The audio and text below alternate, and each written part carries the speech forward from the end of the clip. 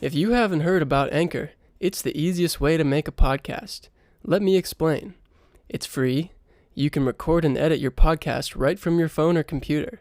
Anchor will distribute your podcast for you, so it can be heard on Spotify, Apple Podcast, and more. You can make money right from your podcast with no minimum listeners. It's everything you need to make a podcast right in one place.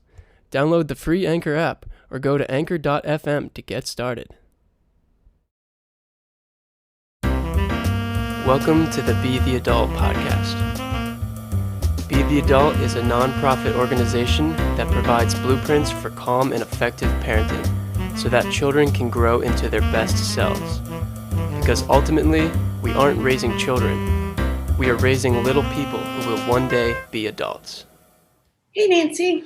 Hi, Marisol. How are you today? I'm actually doing great, authentically. But it is only like 8:30 in the morning on Sunday, so yeah, or 9.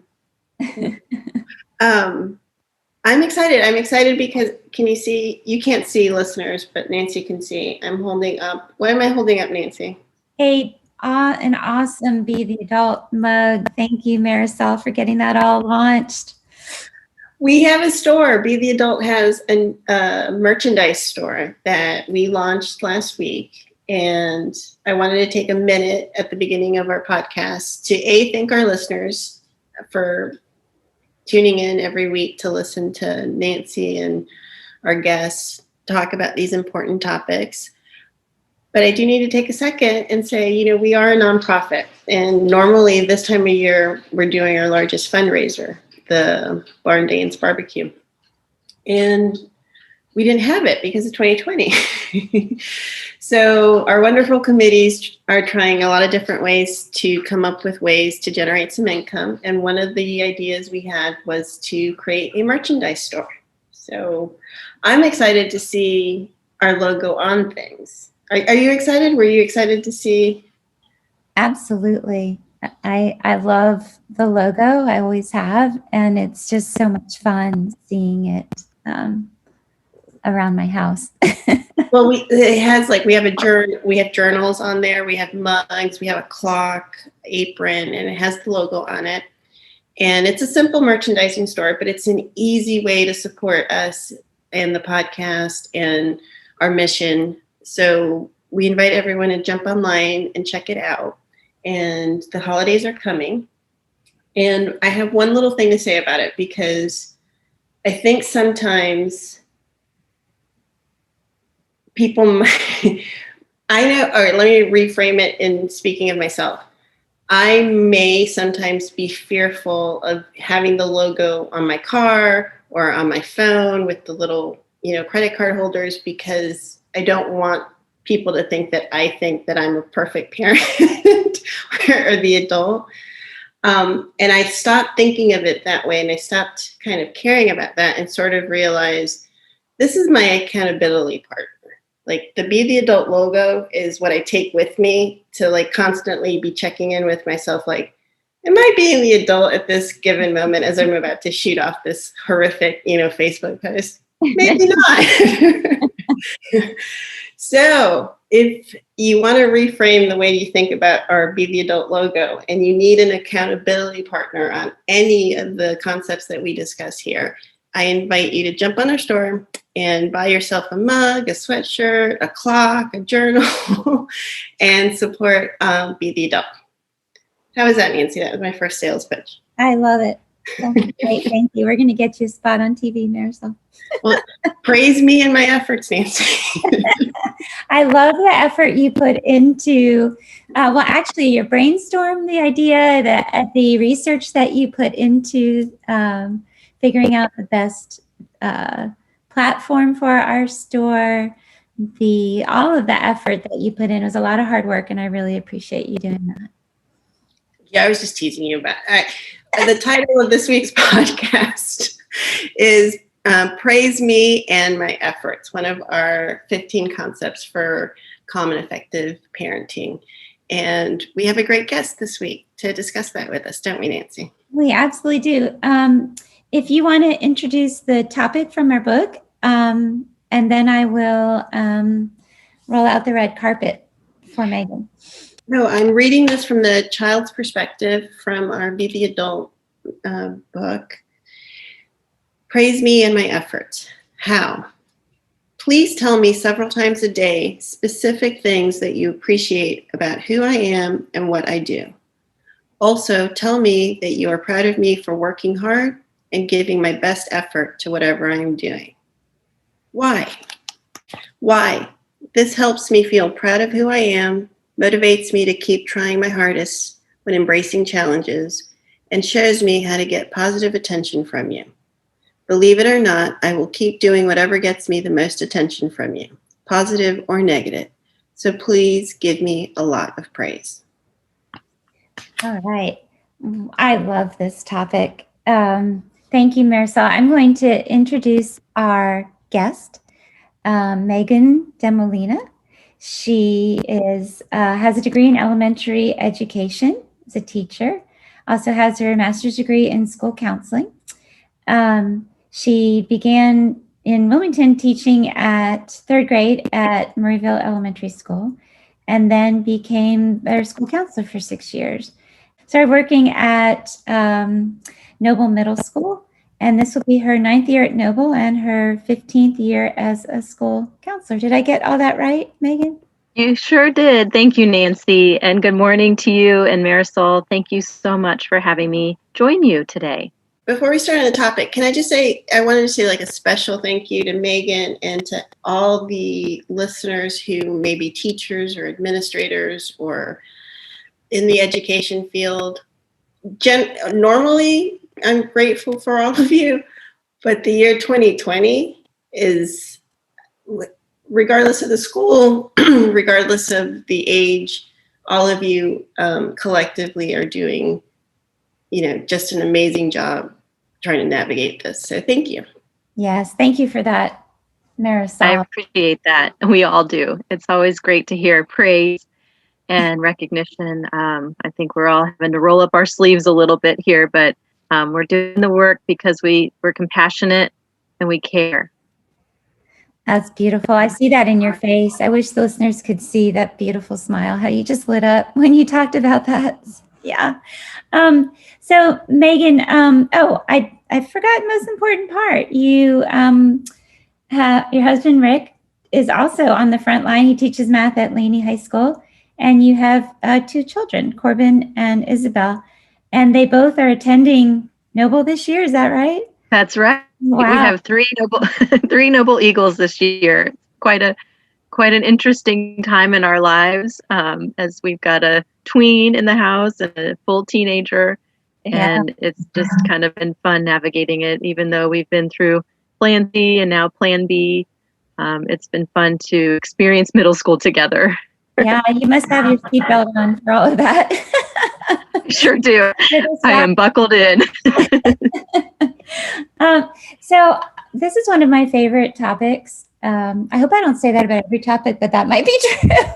I love them all. They're all important. They're all very, very important. They are. That's a great way to say it. So let's jump in and just start with the basics, talking about the benefits of authentic praise. So I'm going to say authentic and pause. So however you want to spring from there, I'd love to hear your thoughts about that. Excellent. Thank you. I really have been thinking about this topic, not only just for today's Be the Adult podcast, but also in my own personal life with my children, and trying to find new and creative ways to reach them and to convince them that, I believe in them, my husband believes in them, but how they need to develop this sense of believing in themselves, and how to get them to that point and understand the value that they seek in their worth, and that they matter, and that it's really about, you said, the benefits, I think, that praise can do long term for children, especially in this critical age, at all stages of growth in adolescence. But overall, improving self-esteem is so key, and trying to approach it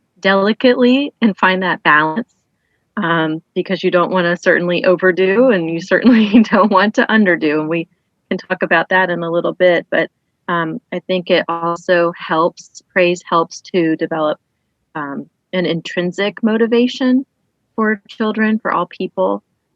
They want to work harder. They want to, perform and reach goals. And they see what's possible, instead of what they can't do. They kind of develop that growth mindset when the appropriate praise is given. I think that it also encourages and enhances perseverance so that, we don't have children just quitting and saying, oh, well, I can't reach that. My parents don't believe in me, or maybe they're feeling inadequate in any way. We want to reverse that and make it so that there is motivation and perseverance and building that self-esteem. I want to jump on a word you used, which was the type of praise, authentic praise, or could you delve a little bit into that? Because I know that's a concept that I had to kind of deep dive into the different types of how I was praising my kids and reaching, the understanding of what authentic praise was and what was not helpful. So Sure. Absolutely. I love that word, authentic, and just living your authentic self, because it speaks truth and honesty. I think that when children know that you care, then that's when they care to grow and learn more about themselves. And you can't have that collide unless there's that deep sincerity present in your words and your actions. And children can see right through that. And I can share personally, sometimes I get the eye roll like, oh yeah, sure, mom, whatever. If I don't say it specifically or in a timely way, I think they understand like, oh, mom's just saying that to say it. But when we mean it and when it's real, that's the deepest connection and level of praise. I have a friend who told me a story of when she was little, her mom, would give a lot of praise, but she remembers the specific moment when she looked at, I think it was artwork or something, and she realized that it wasn't as great, or that it wasn't an authentic compliment, that it was just something her mother, generally just complimented everything she did. And it really, kind of filtered everything else that she thought that, her mother, whose intention I'm sure was always to be kind and loving. But I remember her telling me that story and go, oh, that's making that connection of like, oh, that could happen if you're not given the right type of praise. Yeah, it's it breaks down the trust, right, between parent and child. Yes. So if again, all our intentions are so pure, and we want to keep stressing that, but and we typically praise how we were praised unless we gain this awareness. But it also is, well, if I can't trust mom in how she's talking to me now, whether it's just a conscious thought or not, it's what else is mom being inauthentic about? And then another layer, and when I'm famous for my layers, Megan, just so you know, and I'll stop at I love the layers. I'll stop at this one so we can hear more from you. But when children receive praise that they don't believe to be true, they wonder too, well, is there nothing about me that she could praise that is true? Why is she making things up? And so maybe I'm not good enough. So can you expand a little bit on what Marisol is talking about of how to praise? I know there's a lot of research on this, but just kind of share for parents the way to praise that will communicate our authenticity and that growth mindset that you're talking about. Absolutely. The new research coming from American Psychological Association talks more about praising the efforts about what children are accomplishing and what they're doing, instead of their qualities, their personal qualities. And so Marisol's example of, the painting and the artist, oh, look at you, you're so creative. That's us imposing the personal qualities on our children. And what we need to do is praise the effort. I can see that you've worked really hard on your painting and you've incorporated the palm trees and the sunset with the different colors. So that's a contrast, very different approach. But I think in terms of reaching children, especially children with low self-esteem, that can kind of damage them in their growth effort in terms of how they see themselves, and what you were saying, Nancy, about just the overall, effects of appropriate praise versus, inappropriate praise, I guess. I'm just fascinated because you're around a lot of children, so you're receiving like a lot of data on a daily basis. Can you, anecdotally, are there ways that you see, like you can see a kid who has been praised well? Let me rephrase it. Can you see the low self-esteem and the high self-esteem? Is high self-esteem the right opposite to low self-esteem? Proper self-esteem? Proper, exactly. Okay, proper Yeah. self-esteem with low self-esteem. Is that something that in your experience you're able to kind of identify? Because that makes me sad. I was just thinking about it as you were talking about self-esteem, and I got a little choked up thinking about children walking around and knowing that there are children walking around with low self-esteem. Yeah.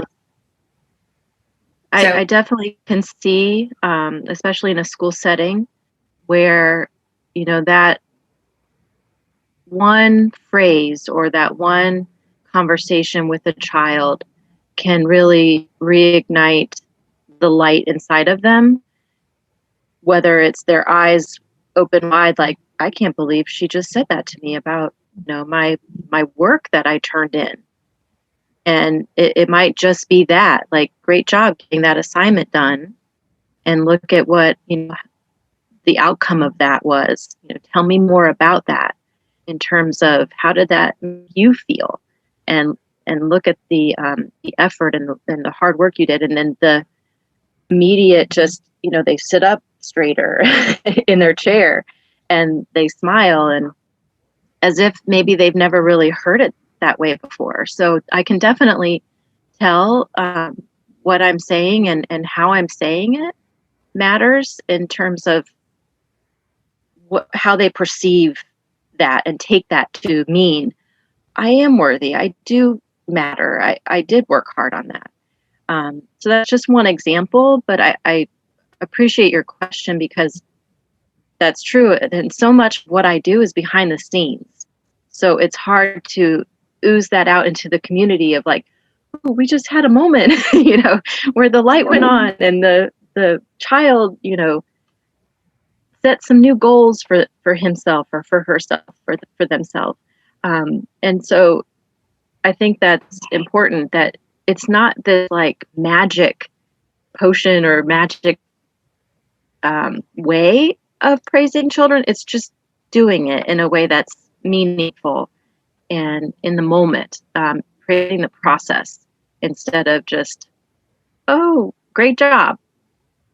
Okay, so it's kind of empty. Great job on what? I'm just going to go about my business if you just tell me great job, because I'm not sure what your intention is. But if you can say more about great job completing that work or studying for that quiz, it feels like there's more weight in that, and it goes a longer distance. We're talking as a parenting strategy, this is important, and we want, our listeners to incorporate it. But it is really true of anyone, just as, especially in today's world, this is just, it kind of boils down to kindness and in a way. And I love that, one of the things I love about being part of Be the Adult and using it as an accountability partner is I'm going to look for ways to, outside of my kids, work on praising people for their efforts. So thank you. Thank you for, Yeah. I think I've already thanked you a few times on this, but thank you Yeah. for being an educator, because I'm still in awe of all of you. So I'm going to spring from what Megan's saying, and Marisol, I appreciate that, is what I'm hearing also from Megan.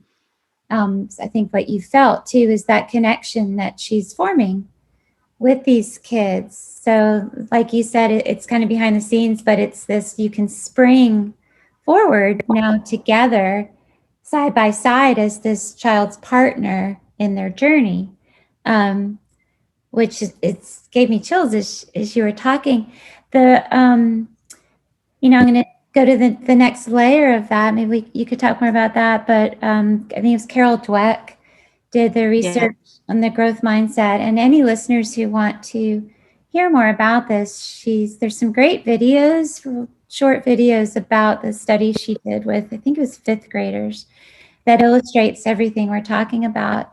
And one of the layers that I appreciate is that then this child you're talking about, Megan, wants to continue to learn.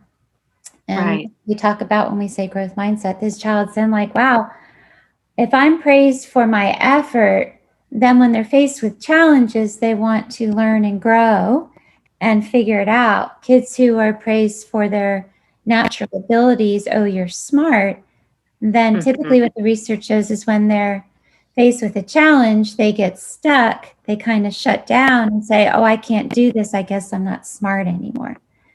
Yeah, I think yes. I'm so glad you brought that up. And Carol Dweck's research, the growth mindset, we do a lot of that teaching and learning in middle school, especially when they come into us in 6th grade, and try to carry that through and throughout their middle school career, and modeling that and then teaching that and letting them know a fixed mindset is really where you might end up feeling stuck in life.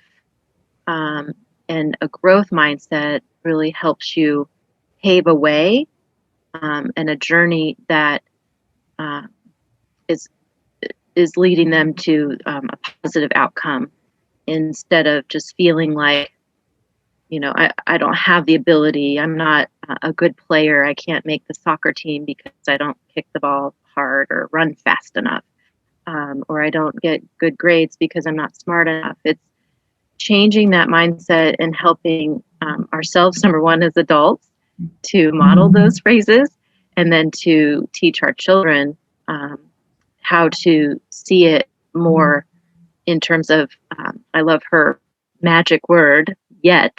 You haven't been able to run down the soccer field the fastest yet. And so you're teaching children to, again, look at what they are learning and working on. It's in the progress of each step that they take, and how you can say, you are trying, your effort is noticed. Keep going. And there's that encouragement that naturally comes with the growth mindset development, because it's an onward path to improving and growing, instead of just getting that obstacle, right in front of them, where they're just stopped and in their tracks of like, now what? I've been shut down, maybe at home, maybe at school, maybe out in the community or friends. And it's really trying to heal that part of the brain. If you can think of it that way, in terms of, okay, that didn't work for me and it's not working for me, so I've got to try a different approach. So the growth mindset comes into play in many situations where we're trying to rebuild that confidence and desire to want to learn and to want to grow, for sure. Can you give some examples of how we talk about having grace for ourselves? So I think it'd be wonderful to hear from you how we can model that praise, not necessarily we've talked a lot about how to do it for our children, but maybe segue a little bit in how to praise ourselves or what our children can hear that would be helpful, and maybe what they hear from us as when we talk about ourselves or others that's not so helpful. Exactly. Well, we actually just talked about this as a family the other day. And it was interesting that one of my children said that they felt that they were getting the praise that they needed. And the other child was like, no, I don't get any praise. And so it's just kind of interesting because I had a little epiphany kind of thought about how everything we say, we mean it. We mean to say it. It's just the fact that we have to convince ourselves and our children that, it can either be damaging, I guess, the outcome could be a negative, or it could be uplifting and be a positive. So making sure that you press the pause button. And my wonderful mentor and friend, Nancy, taught me a long, long time ago when I was a young parent about pressing pause and breathing through those really hard moments when you just want to blurt it out and react. And, whether it's manipulation or control or trying to redirect the situation, you have to pause. I think you have to stay very neutral in that approach and calm. And then validation, again, gets me through so many situations as a parent, as a counselor, as a friend, by recognizing what, we're doing and what others are doing around us, by saying, I see you doing this. I hear you doing that.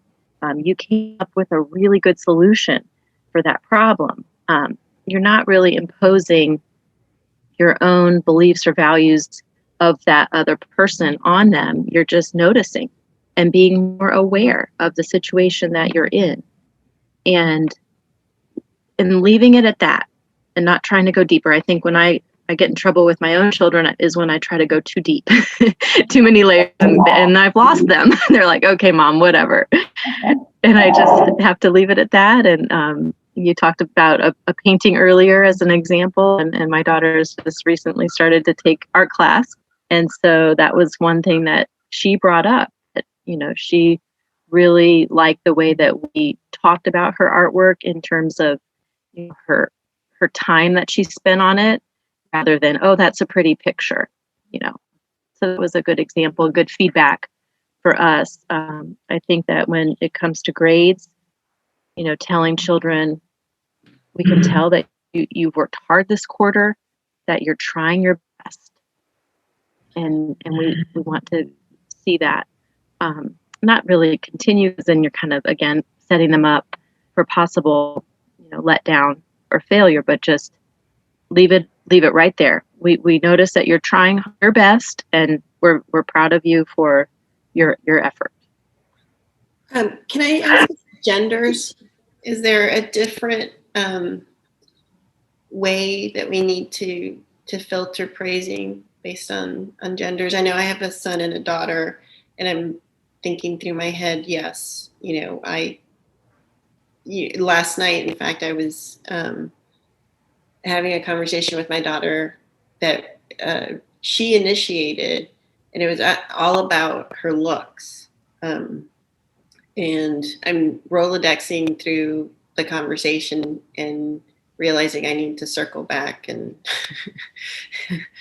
go have authentic conversation with her, because, I think in an effort to try to validate, I didn't give, I was basically, oh, honey, you are pretty, Right. You're pretty. And, sure. We want to confirm that. But so I'm just wondering, gender wise, is there things that we should know about or look to? I was, and Nancy, jump in at any time, for sure. I'm no expert, and I'm learning alongside of everyone else here. Like you always say, we're trying our best. But I definitely get those, moments where I just feel like, oh, why are we talking about how tall or short a person is or how skinny? Notice and observe, and we make comments on any change. Oh, your hair, oh, you're, growing up, whatever, however it comes across. But I think that can be, again, misinterpreted as, oh, I'm not pretty enough, or oh, I'm not smart enough. And we have to avoid those types of comments or ways that we're inadvertently praising, because I think it can, for body image purposes, right, Nancy? I think just that can be harmful. Yeah. Sorry, having some sound issues today. The other piece of that, kind of addressing you, Marisol and Megan, where my brain goes is we often get stuck, or at least for myself, and what I notice in the, oh no, what should I say? How do I praise this right? I don't want to do it wrong. I don't want for them to focus on their body or not feel pretty, or and then we just get in this swirl and we get anxious and we go into our trauma brain, right? It's like now there's a tiger in the room. So I love how you reminded us, thank you, to breathe and regulate right before we respond. What has always helped me, and I actually used this with my son yesterday, is to focus on the process in the moment. So if I don't know what to say, which is quite often with my own kids, because my brain is different with my own children than it is with others, helping them with their kids, I'll just focus on, so I'm hearing you talk about your body, or I'm hearing you talk about how you're feeling about you not being pretty. What's that like for you? What's it like for you to focus on that? I can tell you, sitting here as your mom, hearing that, I feel this tightening in my chest, or a sadness in my belly, and I just want to share that with you. I'm so appreciating you being authentic and sharing how you feel with me, and I just want to know what my experience is of hearing you, and I'm curious what your experience is right now talking about this. And so if we can bring it down, like out of their heads and out of our heads into the experience in the moment, even if we don't know what to say, there's so much value in the connection that we're making. And in that moment, they are going to feel good enough. Maybe they came to the moment not feeling good enough because of a comment someone said, or a negative thought they had, or something they saw on TV, or whatever it is. But our power in that moment is to help them feel good enough. We can't change what they're bringing with them historically, but we can add value to the moment. Does that make sense? Absolutely. No, as soon as you said sense. Complete. I have a question for both of you on the subject of praise. As an adult, so we talk about how we want to do this for our children. But I've learned with our podcasts, some of the feedback I'll get is when people have like a realization about their own childhood, as how they filter these concepts through. So for the listeners who may be going back into their childhood and realizing that, the way they were praised or were not praised, I don't want to, it's not right or wrong. It's everyone, again, Nancy and I repeat this every single podcast. Everyone's doing the best they can with the tools that they have in life. So there's no judgment. But as adults, if you were raised in maybe a way that you weren't praised a lot, how does that manifest in your behaviors as an adult? Like, I know, for example, praise wasn't in my childhood home was not a thing.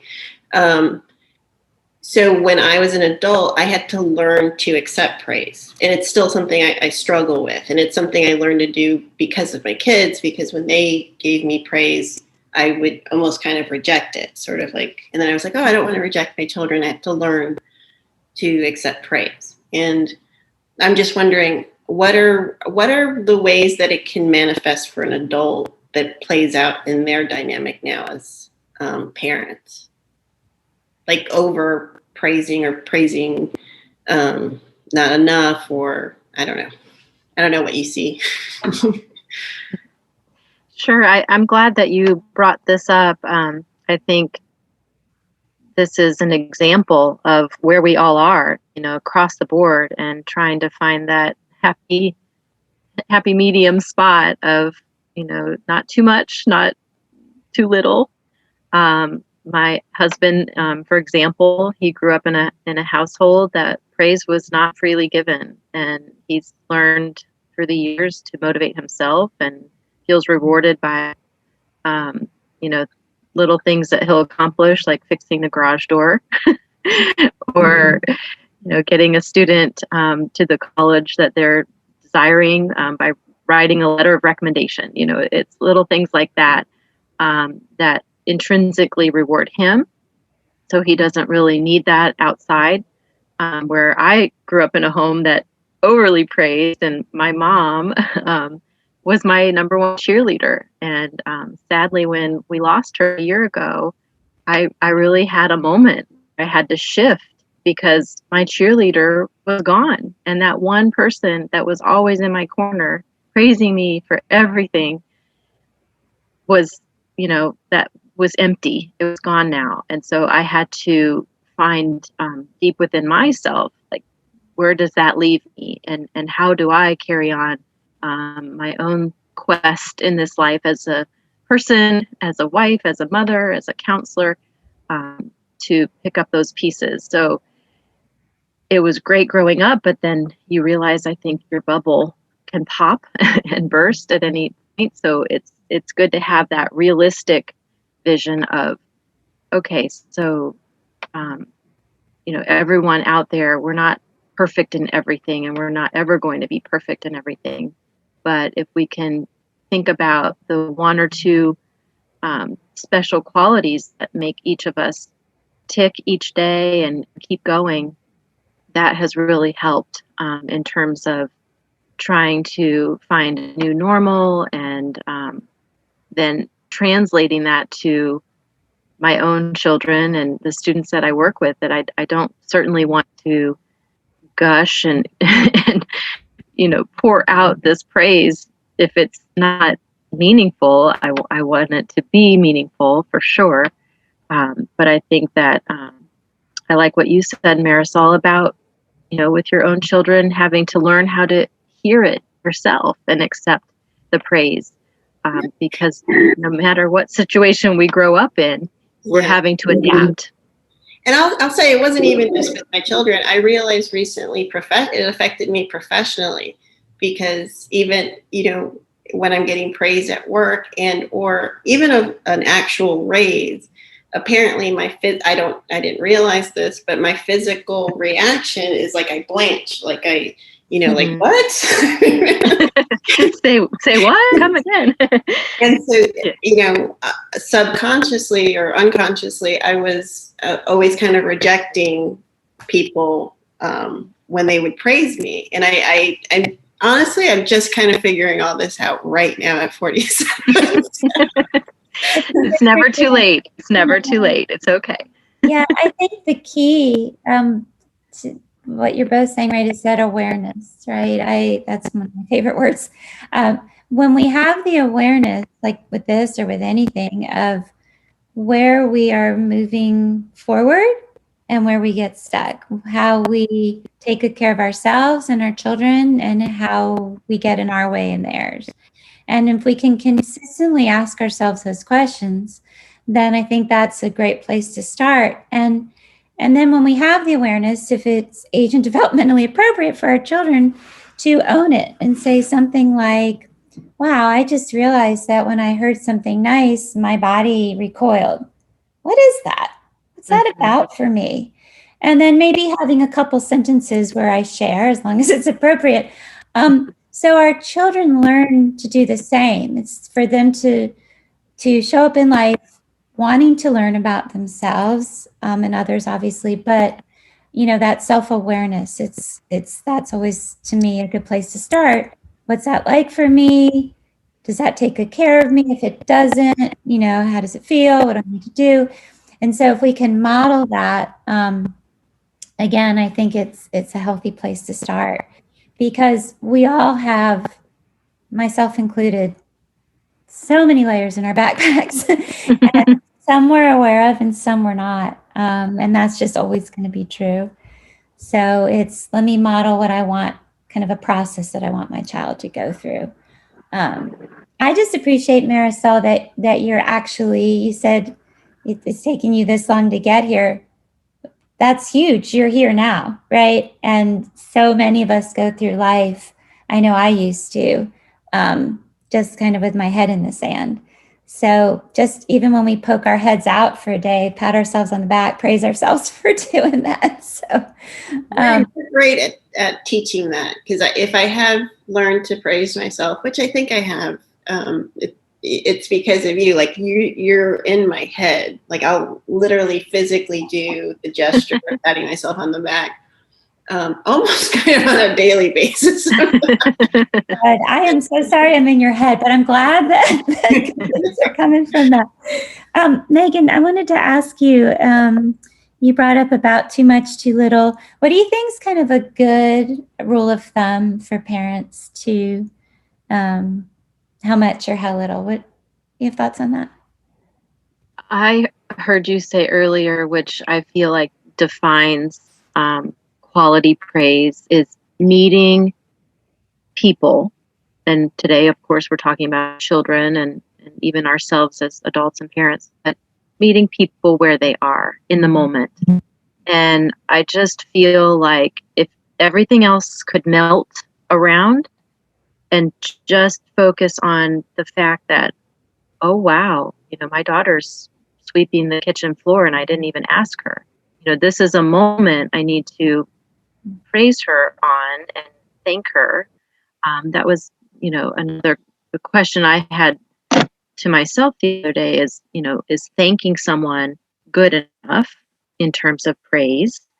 And then also balancing that out with, you're working really hard to pitch in and make our house cleaner and nicer for our family to live in. So it's got to, I think, couple, and sometimes we get parts of it and that's good. And it's just about showing up. And then there's these other parts that we have to really think about connecting the dots on so that it is authentic.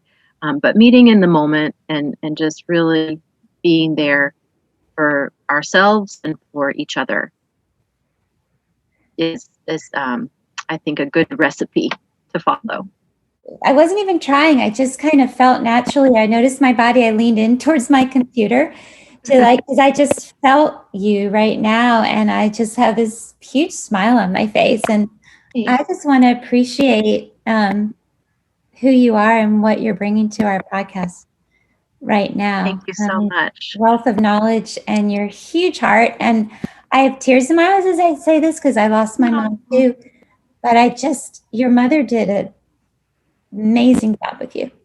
Oh, thank you. I'm thanking her. I know she would be proud. The legacy continues. And likewise, we're all here together and in this together. And that is so thoughtful and so kind of you to say. And I have so much gratitude for both of you and the work that you're doing and just getting these messages out there. I think that these are little golden nuggets that we all need to collect along the way. And I'm so happy and full of contentment that our paths have crossed multiple times in life. And here we are again. And now Marisol, we have a great connection going. And I think that's the beauty of living life to the fullest, when we can lean on each other and connect and share experiences and share knowledge and things that we have picked up along the way as we try to navigate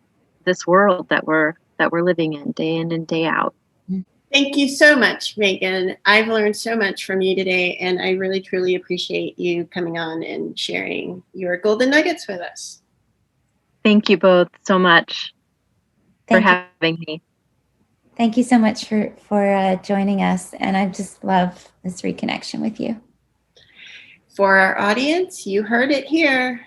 Make sure you share, subscribe, and rate and review our podcast so that we can grow and share our little golden nuggets of concepts with the world. Thank you again for supporting us. And remember, go to our website, www.betheadult.org, where you will find our newly minted merchandise store. So buy yourself a mug, a hoodie, whatever you need to help you be the adult.